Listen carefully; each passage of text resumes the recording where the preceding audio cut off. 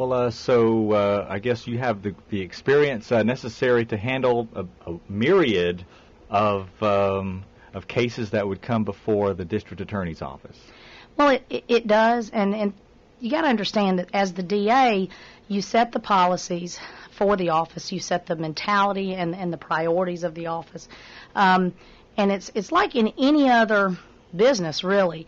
If you're out there and you're supervising and training a group of folks, you really need to know not only how to do it, but you need to know how it's been done, what works, and you need to have done it and done it well in order to maintain the respect of your people and lead them.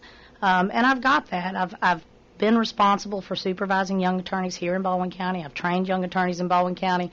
I've done the grand jury. Pretty much I have intimate knowledge of the system in Baldwin County, and I can bring that as well as my prosecutorial talents, if you will, to the table.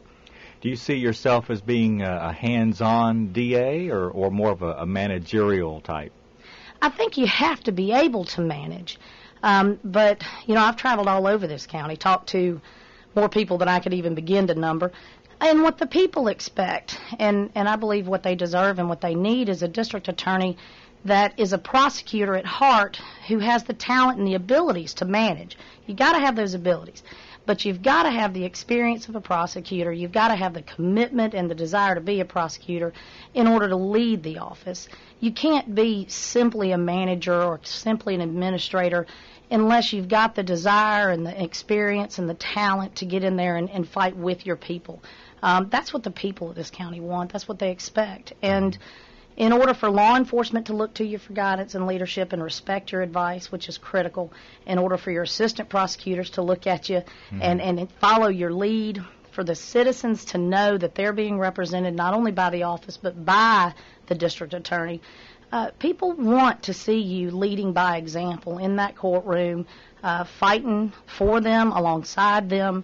I think it's a critical part of the office. Now, the other critical part is to surround yourself with very competent people who take up that charge and who do that on a daily basis. But when a really hard, when a really difficult, really complex case gets in that office, I think the district attorney owes it to the people to have the courage to get in that courtroom and fight alongside those others, the law enforcement and the assistant DAs who are getting in that courtroom, getting bloodied up on behalf of the people. And I think it's necessary we have that.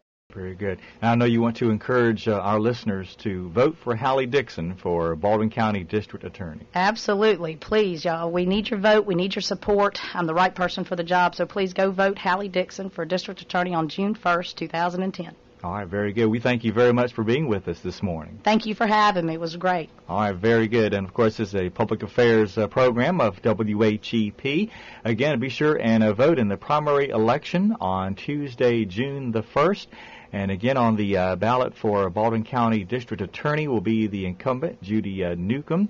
And she's facing the challengers in the Republican primary, namely lawyers Hallie Dixon of Daphne, also David Green of Fairhope, and Ken Hitson of Daphne.